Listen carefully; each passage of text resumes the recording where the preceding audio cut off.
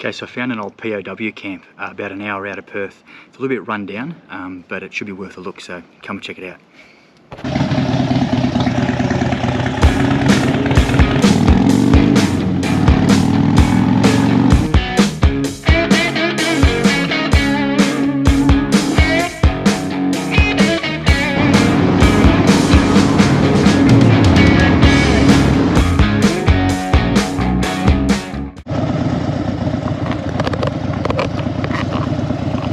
Expect it to be dirt road, but anyway, we'll keep heading down.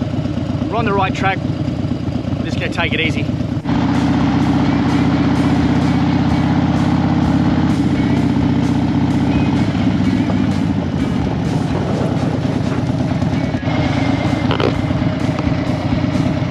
I just nearly lost the front end.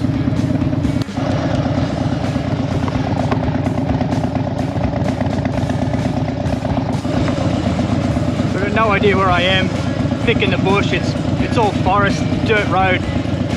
It's not ideal for a Harley, but we're going to do it anyway.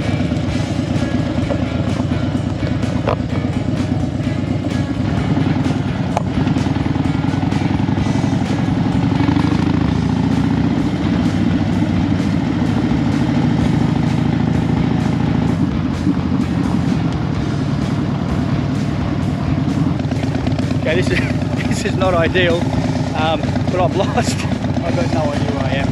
I'm going to have to turn around and go back. I've just checked the map. I've missed a turn off somewhere, so I'm going to have to head back and see if I can find it.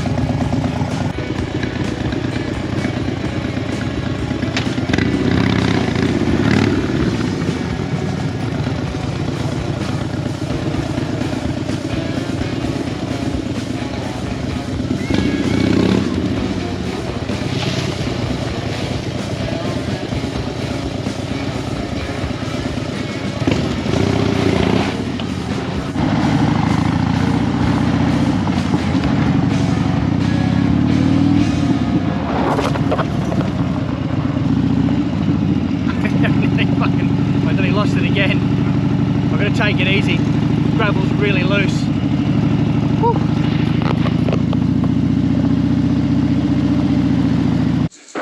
Okay, so I've arrived in. To be honest, I have no idea where I am. I've lost reception ages ago, so I'm in the right area, but I'm going to have to walk around and find it because my map's not working. I might have bitten off more than I can chew here. I've already nearly dropped the bike twice. You saw on the way in, it's just bush. There's nothing out here. Probably a really good place to have a prisoner camp because there's nothing around. If they tried to escape, they'd for sure get lost. I'm lost now, so hopefully I can sort it out. But anyway, it is what it is. We're going to see if we can find it. It's going to be worth a look, so I'm going to park the bike here. Got it parked here. We're going to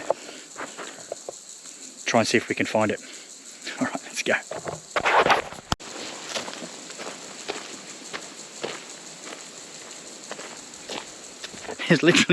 There's no signs. So basically I'm just walking around in the bush hoping I find it. Let's go.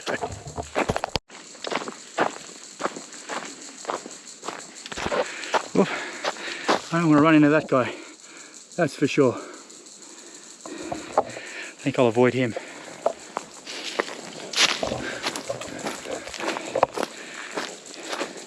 Yeah, it's just thick bush. You know, like I said, honestly, not what I expected at all. Even when you look at pictures on the internet, basically you see the entrance there, and it sort of gives you the impression that it's that you can just you know, drive up into a car park and just walk in and it's all pretty cozy. It's not. It's all dirt track. It's basically it's just a bush track.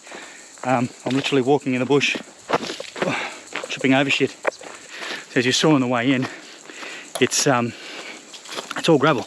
It's not ideal for your Harley, I can tell you that now. But anyway, obviously made it. But it was sketchy. It was sketchy as. I nearly lost the bike twice, like you saw. Front wheel was slipping out from under me, it was crazy. And now this bush track, it's not for the faint of heart, but look, if you're interested in Australian history and you want to come out, spend half a day doing a bit of bushwalking and you know, learning a bit about Australian history, then for sure come and check it out. Alright, that's a bit of a relief. Found a sign. On the right track. Alright, let's go. Okay, see a bit of something up ahead. Looks like we might be getting close.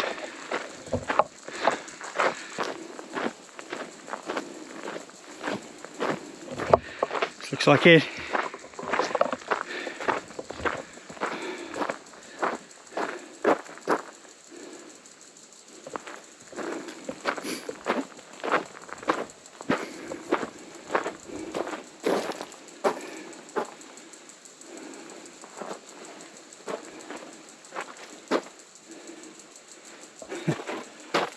Cage in the bush.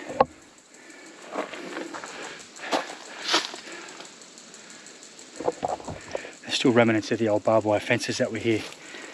So between 1943 and 1946, all soldiers that were caught over in the Middle East were sent here to work. Basically this was a labour camp, and the reason they did that is because obviously in World War II, a lot of our Australian men, especially the locals here, they were all sent overseas to fight. So there was a labour shortage here. So all the guys that were caught brought back here and were put to work on farms and in forests cutting out wood. So these guys would basically cut 2,500 tonnes of wood every week. They basically supplied half of all of Perth's lumber needs every year. So the camp is exactly how you'd imagine it. You know, high fences, barbed wire everywhere. There was 6 guard towers stationed around the area, spotlights, how you would imagine a normal prison camp to be. It looks nothing like that now. Basically when the camp was closed in 1946, everything that was here, all the timber and stuff they used to build the camp, was repurposed and taken elsewhere. The only thing left in the area is basically the old slabs, ground slabs, some concrete, and things like that. The only reason you know that there's anything here is because there's signage around that tell you what was in that particular area. But apart from that, it's basically all bush. There's pretty much nothing here. But still, it's really interesting. Now let's go have a look around. So here you've got old foundations. That's pretty much it. Now see this area here. Sergeant's mess. Okay, so this old slab here is basically where the officers used to eat. There's literally nothing there. There's even a tree going out of the middle of it.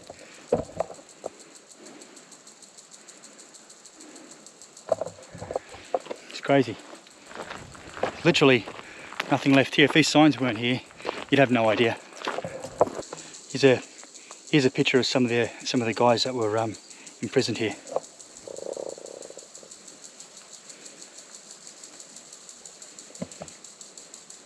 They're not in bad nick for prisoners, really. So they must have been treated alright. So one of the favourite things for the prisoners to do out here apparently was gardening. They loved it. They planted a lot of vegetables, their own vegetables, flower gardens and things like that. So I'm basically standing in an area now where they've made garden beds made out of the shape of playing card symbols, hearts, spades, diamonds. You can't really see it from here, but I'm going to put the drone up and try and get a bird's eye view down. Maybe we can get a better look at it.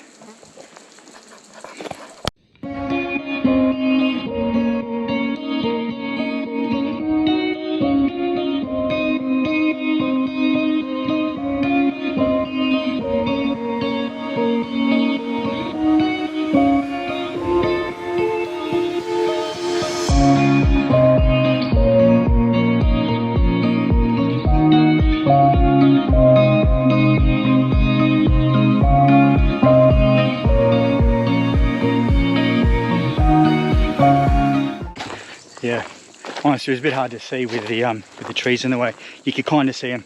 Yeah, apparently they love gardening, so this is something that they did to pass the time, obviously. Yeah, it was pretty cool that they're all allowed to do stuff like that. So, I mean, you can imagine you couldn't get further away from Italy and Germany, really being out in the Australian bush like this. So they would have had nothing to remind them of home. Basically, you know, little, if any, English at all. So, you know, although they were treated pretty well, I guess it wasn't all rosy. But at least they had little luxuries like that. Doing a bit of research online, they were fairly well looked after. I mean, you know, they were housed in good huts. They had wooden beds, mattresses, and you know, they were treated well. It wasn't like a maximum security prison. It was basically like a minimum security, basically equivalent of today's prison farms. You know, they'd basically just be sent out there to work. And generally, they were screened before they got here, so they wouldn't take any soldiers that were troublemakers, super Nazis, or, you know, super patriots and things like that. They'd screen them before they come out here. It was a pretty low security place. And generally the POWs here were well liked. I mean, a lot of them hung around, ended up living in the area, staying here. They did ship a lot home.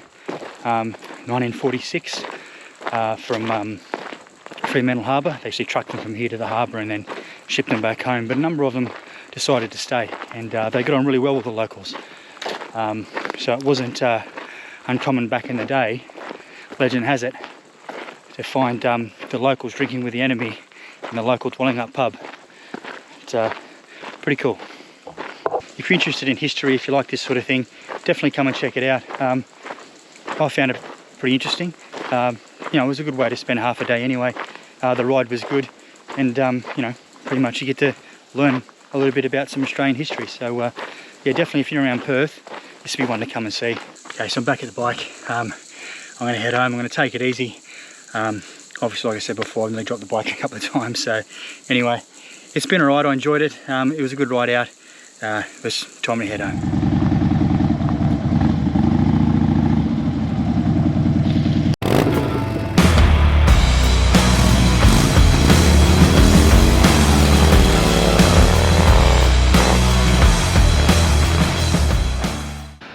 Okay, so the heads up for this ride is going to be pretty obvious. So I wasn't expecting to get onto a dirt road.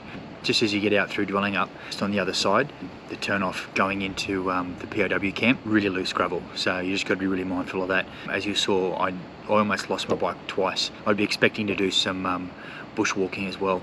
That's unavoidable. It is tucked away in the bush, like you saw. It's in the middle of nowhere.